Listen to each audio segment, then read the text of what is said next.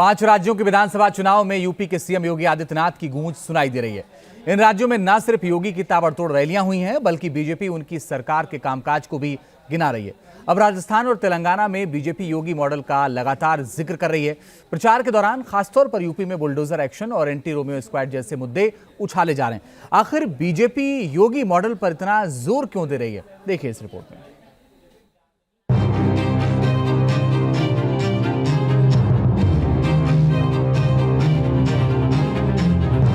24 के सेमीफाइनल में योगी की गूंज।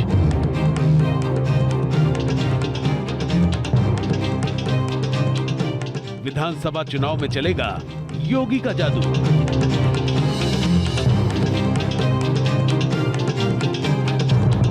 राजस्थान तेलंगाना में योगी मॉडल से खिलेगा कमाल। मध्य प्रदेश और छत्तीसगढ़ में मतदान खत्म होने के बाद अब निगाहें राजस्थान और तेलंगाना पर हैं। इन दोनों राज्यों में बीजेपी की रणनीति देखें तो साफ है कि इस बार पार्टी पीएम मोदी के चेहरे और योगी मॉडल पर भरोसा कर रही है।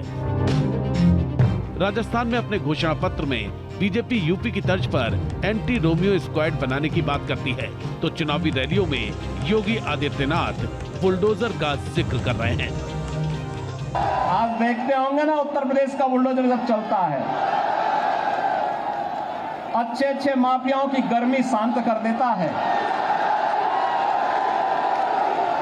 और गर्मी ही नहीं शांत करता है, जितना जनता को लूट करके रखा हुआ उस पैसे को सरकारी खजाने में रख करके फिर गरीबों के लिए आवास बनाने का काम हम लोग करते हैं उस पैसे का।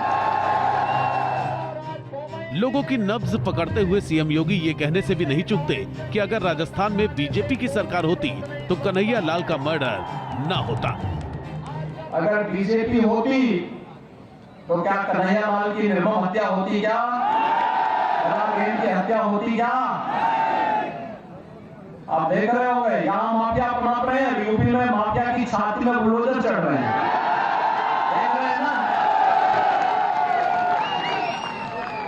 यूपी तो बदनाम था ना, उत्तर प्रदेश की आबादी 25 करोड़ की है, बड़े बड़े माफिया थे, अजगर जैसे माफिया थे, लेकिन आज सब गायब हो गए, एकदम गायब हो गए। राजस्थान में सीएम योगी ताबड़तोड़ रैलियों में कांग्रेस पर भी करारे हमले बोल रहे हैं। सीएम योगी अपनी रैलियों में फिलिस्तीन और इजराइल का जिक्र कर कट्टरपंथ पर तीखा हमला भी बोल रहे हैं। गाजा में इजराइल तालिबानी मानसिकता को कैसे कुचलने का काम कर रहा है, सटीक एकदम निशाना मार मार करके। भाइयों बहनों, अराजकता और गुंडागिर्दी या आतंकवाद सभ्य समाज के लिए सबसे बड़ा कलंक है। सीएम योगी केंद्र सरकार की कल्याणकारी योजनाओं को गिनाना भी नहीं भूलते। इस बात का जिक्र भी लगातार कर रहे हैं कि पीएम मोदी के नेतृत्व में देश की सीमाएं सुरक्षित हुई हैं और दुनिया में भारत का सम्मान बढ़ा है। योगी आदित्यनाथ जब अयोध्या में बन रहे भव्य राम मंदिर की चर्चा करते हैं तो समर्थकों का उत्साह देखते ही बनता है। याद करिए, ये देश गुलाम था, अयोध्या में भगवान राम के मंदिर को तोड़ करके ढांचा खड़ा कर दिया था। देश स्वतंत्र हुआ, राम भक्तों ने गुलामी के ढांचे को हटा करके जो मार्ग प्रशस्त किया, आज डबल इंजन की सरकार यूपी में आई, राम मंदिर के निर्माण का मार्ग प्रशस्त हो गया। उधर तेलंगाना में भी सीएम योगी का नाम गूंज रहा है। बीजेपी योगी सरकार के काम गिनाकर अपने पक्ष में माहौल बनाने की कोशिश कर रही है। तेलंगाना बीजेपी के अध्यक्ष और केंद्रीय मंत्री जी किशन रेड्डी दावा करने से नहीं भूलते कि राज्य में बीजेपी की सरकार बनी तो अपराधियों के खिलाफ सख्त कार्रवाई की जाएगी और जुर्म को रोकने के लिए योगी मॉडल अपनाया जाएगा, यानी अपराधियों की सफाई के लिए बुलडोजर चलाया जाएगा। दरअसल राजस्थान में कांटे की लड़ाई है, जबकि तेलंगाना में बीजेपी अपने दम पर चुनाव लड़कर मजबूत उपस्थिति दर्ज कराना चाहती है। बीजेपी को पीएम मोदी के चेहरे का सहारा है। इसके साथ अगर योगी मॉडल काम कर गया तो नतीजों में बड़ा असर पड़ सकता है। बीजेपी को उम्मीद है कि योगी की सख्त प्रशासक और प्रखर हिंदुत्व समर्थक वाली छवि मतदाताओं का दिल जीतने में सफल होगी। इसीलिए दोनों राज्यों में योगी मॉडल की बात कर बीजेपी विरोधियों को चित करना चाहती है और योगी आदित्यनाथ को मैदान में उतारकर माहौल को अपने पक्ष में करना चाहती है। Team news nation. राजस्थान विधानसभा चुनाव में मतदान शुरू होने में सिर्फ 5 दिन बाकी हैं और बीजेपी की तरफ से कमान खुद पीएम मोदी ने संभाल रखी है। पीएम मोदी ने आज राजस्थान के पाली जिले में जनसभा को संबोधित किया। इस दौरान उन्होंने इंडिया गठबंधन पर जमकर निशाना साधा और बिहार के सीएम नीतीश पर दलितों के अपमान का आरोप लगाया। देखिए उन्होंने क्या कुछ कहा। कुछ दिन पहले ही बिहार में गठबंधन गठबंधन के एक नेता, वो वहां के मुख्यमंत्री हैं, उन्होंने दलित समाज के एक पूर्व मुख्यमंत्री के लिए ऐसी अभद्र भाषा बोली, कोई सामान्य नागरिक भी बातचीत में भी ऐसा नहीं बोल सकता। वो विधानसभा के फ्लोर पर बोल रहे थे। यह है गठबंधन गठबंधन। क्यों गालियां दी? क्योंकि वो पूर्व मुख्यमंत्री अति पिछड़े दलित परिवार से आते हैं, इसलिए उनकी बेइज्जती करने में उनको आनंद आता है। उन्होंने तो पाप किया, लेकिन कांग्रेस के एक भी नेता उसके मुंह से ये गलत हुआ है, ऐसा नहीं होना चाहिए, ये बताने का भी विवेक नहीं है। दलितों के खिलाफ अत्याचार करने वालों को देखकर कांग्रेस आंखों पर पट्टी बांध लेती है। पीएम मोदी ने पाली में अपने भाषण के दौरान राजस्थान के सीएम अशोक गहलोत पर भी जमकर निशाना साधा। उन्होंने कहा यह सरकार महिला विरोधी है और कांग्रेस शासन में राजस्थान में महिलाओं के साथ अपराध बढ़े हैं। कांग्रेस ने राजस्थान को महिलाओं के खिलाफ अपराध में नंबर 1 बना दिया है। यहां मुख्यमंत्री कहते हैं कि राजस्थान की बहनों बेटियों ने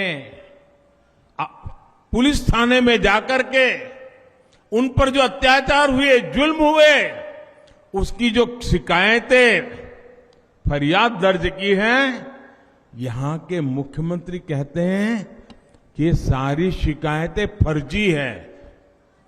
क्या कोई मां बहन ऐसी फर्जी शिकायत करे? ऐसा हमारे देश में कभी हो सकता है क्या? आप मुझे बताइए, हो सकता है क्या? कभी कोई महिला, हमारे देश की माताएं बहनें तो ऐसी हैं, थोड़ा सा भी उनके साथ किसी ने बदतमीज की हो तो चुपचाप वहां से चुपचाप चली जाती है। वो सोचती है कि वो बुरा आदमी है, वो अपने घर जाए, मैं अपने काम पे चली जाती हूं। वो कभी झूठ बोलने का तो सोचती भी नहीं है। और जब पुलिस थाने में जाकर के उस पर हुए अत्याचार की बात लिखवाती है, तो कुछ तो सच होगा कि नहीं होगा भाई? होगा कि नहीं होगा? अरे मुख्यमंत्री ये कहे कि भाई हम जांच करवाएंगे, वे तो मुख्यमंत्री सर्टिफिकेट देते हैं कि महिलाएं आजकल फर्जी चीजें लिखवा देती हैं। क्या ये महिलाओं का अपमान है कि नहीं है? ऐसे ही जवाब देते हैं क्या? ये महिलाओं का अपमान है कि नहीं है? ये महिलाओं का अपमान है कि नहीं है? ये महिलाओं का अपमान है कि नहीं है? बीएसपी अध्यक्ष मायावती राजस्थान में चुनाव प्रचार कर रही हैं। मायावती ने झुंझुनू में एक विशाल जनसभा को बीजेपी और कांग्रेस दोनों पर उन्होंने निशाना साधा और जमकर कोसा। श्री बीपी सिंह की सरकार में ही इन वर्गों के मसीहा परम पूज्य बाबा साहब डॉक्टर भीमराव अम्बेडकर को भी यह भारत रत्न की उपाधि से सम्मानित किया गया, जिसके लिए वो हर प्रकार से पात्र भी थे। जो बहुत पहले ही इनको ये सम्मान मिल जाना चाहिए था, जिसके लिए विशेषकर कांग्रेस पार्टी प्रमुख तौर से जिम्मेवार व कसूरवार भी है। इससे इन वर्गों के प्रति इस पार्टी की हीन व जातिवादी मानसिकता साफ झलकती है। जिस कांग्रेस पार्टी ने फिर इनके कार्यों को आगे बढ़ाने वाले वे हर मामले में समर्पित व्यक्तित्व मान्यवर श्री कांशीराम जी के देहांत होने पर केंद्र में रही, इसी कांग्रेस पार्टी की सरकार ने इनके आदर्श सम्मान में एक दिन का भी राष्ट्रीय शोक घोषित नहीं किया था। यहाँ मैं इन वर्गों के मामले में ये भी कहना चाहती हूँ, केंद्र द्वारा अभी हाल ही में देश की लोकसभा व राज्य विधानसभाओं में महिलाओं को जो 33% आरक्षण देने की बात कही गई है या व्यवस्था की गई है, तो उसमें SC, ST व OBC वर्गों की महिलाओं को अलग से कुछ भी आरक्षण नहीं दिया गया है।